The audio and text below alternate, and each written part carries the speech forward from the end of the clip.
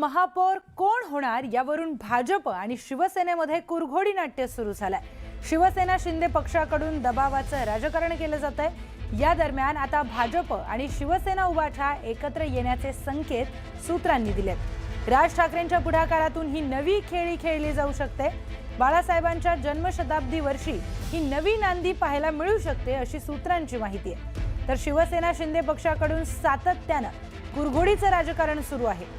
आधी बदलापूर त्यानंतर आता कल्याणमध्ये देखील शिवसेनेकडून भाजपवर कुरघोडी करण्यात आली आहे। त्यानंतर भाजपकडून कठोर निर्णय घेण्याचे संकेत देण्यात आले। घोडे बाजार थांबवण्यासाठी मनसे आणि शिवसेना उभाठाचं एकमत झाल्याची सूत्रांची माहिती आहे। तर 2019ला भाजपपासून वेगळं झाल्यापासून शिवसेना उभाठाचं नुकसानच झालं असल्याचं मत पक्षातील नेत्यांचंही झालंय। त्यामुळे जुन्या मैत्रीचा नवा अध्याय सुरू करण्याची तयारी सुरू असल्याचं देखील मत सूत्रांनी व्यक्त केलंय। शरद पवार आणि एकनाथ शिंदे यांना बाजूला सारून जुन्या मैत्रीचा नवा अध्याय मुंबई महापालिकेपासून सुरू व्हावा अशी तयारी सुरू झाली आहे। 8 वर्षांपूर्वी 82 जागा असताना देखील भाजपनं तत्कालीन एकसंध शिवसेनेला बिनशर्त पाठिंबा दिलेला होता।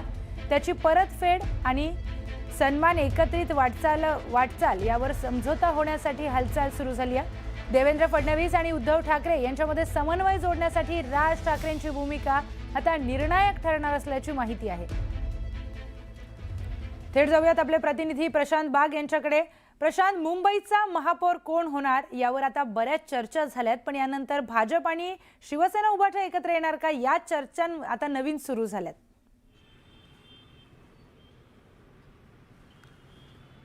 प्रियंका, उभ्या महाराष्ट्राचं लक्ष जर आज कोणत्या राजकीय नेत्याकडे लागलं असेल असं जर का आपण म्हणू तर ते राज ठाकरे यांच्याकडे लागलंय।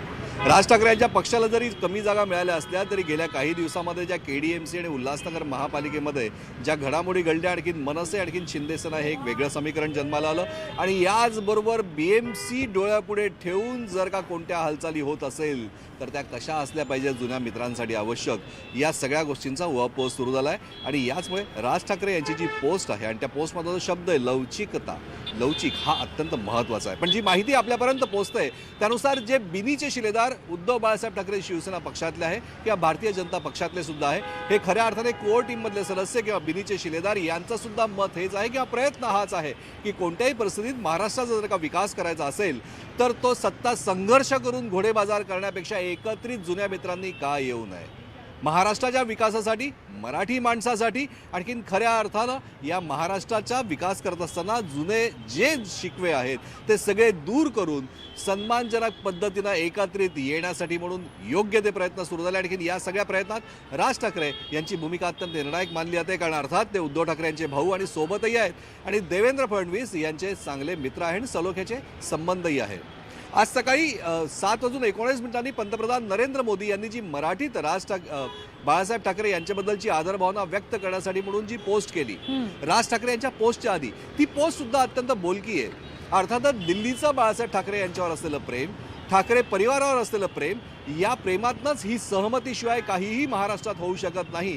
आणि गेल्या काही दिवसात जर का आपण बघितलं तर भारतीय जनता पक्षाचे प्रमुख नेते असो किंवा उद्धव बाळासाहेब ठाकरे शिवसेना पक्षाचे नेते असो, हे कोणत्याही प्रकारचे आरोप प्रत्यारोप किंवा शेलकी टीका ही एकमेकांवर करत नाही आहे। 8 वर्षापूर्वी ज्या 82 जागा असताना सुद्धा भारतीय जनता पक्षानं उद्धव बाळासाहेब ठाकरे यांना म्हणजे तेव्हाच्या एकसंध शिवसेनेला बिनशर्त पाठिंबा दिला होता, त्याची परतफेड करण्याची वेळ आता उद्धव ठाकरे यांना आलेली आहे। अर्थातच या सगळ्या परतफेड नुसता हा विषय नसतो तर सन्मानजनक पद्धतीनं या सगळ्या एकत्रीकरण व्हावं हा प्रयत्न आहे। कारण मातोश्रीचा श्वास मानला तो BMC, ठाकरेंचा श्वास मानला तो BMC, पण यंदा जर का BMC मध्ये सत्तेत येत नसेल आणखीन तेही बाळासाहेब ठाकरे यांच्या जन्मशताब्दी वर्षाच्या काळात, तर काय अर्थ आहे। अशा प्रकारची भावना बिनीचे शिलेदार शिवसेनेचे व्यक्त करताय उद्धव बाळासाहेब ठाकरे पक्षाचे। याचमुळे या नवीन एकत्रीकरणासाठी दोघंही पक्षातले कोर टीमचे प्रमुख नेते सुद्धा सहमत आहे आणि हीच सगळ्यात महत्त्वाची एकत्रीकरण येण्याची नवी नांदी ठरू शकते।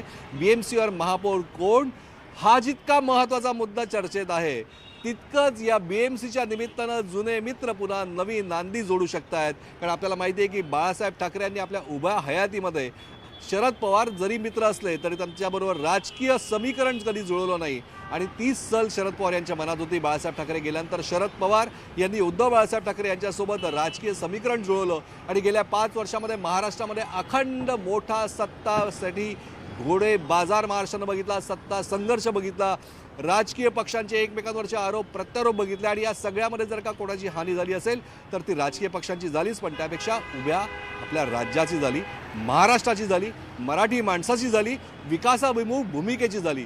त्यामुळे महाराष्ट्राला जर का खऱ्या अर्थानं प्रगतीपथावर न्यायचं असेल, मराठी माणसाचं मराठीपण जपायचं असेल, हा देश जो आपण म्हणतो ना की आर्थिक राजधानी जर कोणती असेल आपल्या देशाची तर तिला मुंबई मानलं जातं. तर मग हा वर्चस्व कायम जर का राखायचा असेल तर एकमेकांवर आरोप प्रत्यारोप करण्यापेक्षा पुन्हा एकदा एकत्रित हातात हात घालून जर का पुढे वाटचाल केली तर राजकीय पक्ष म्हणून सुद्धा योग्य ती वाटचाल असू शकते. आणि त्याचबरोबर योग्य तो संघर्ष करण्यापेक्षा उत्कर्ष करावा ही भावना सगळ्यात महत्त्वाची आहे. पण हे सगळं तेव्हाच होऊ शकतं ज्यावेळेस प्रबळ राजकीय इच्छाशक्ती जर का असेल तर, प्रमुख राजकीय नेत्यांच्या मनात असेल तर. असं म्हणतात ना, ही तर म्हण आहे की आले देवाजीच्या मना. आता देवाजी या शब्दाचा अर्थ देव म्हणून सुद्धा होतो आणि देवेंद्र फडणवीस म्हणून सुद्धा होतो. अशा प्रकारच्या आता अतिशय महत्त्वाचा मुद्दा तुम्ही इथे मांडलेला आहे की जुने मित्र आता पुन्हा नव्याने मैत्रीचा अध्याय सुरू करतील का, हे पाहणं तितकंच महत्त्वाचं आहे जितकं महत्त्वाचं मुंबईचं महापौर कोण होईल हे पाहणं आहे. धन्यवाद प्रशांत दिलेल्या सविस्तर माहितीसाठी.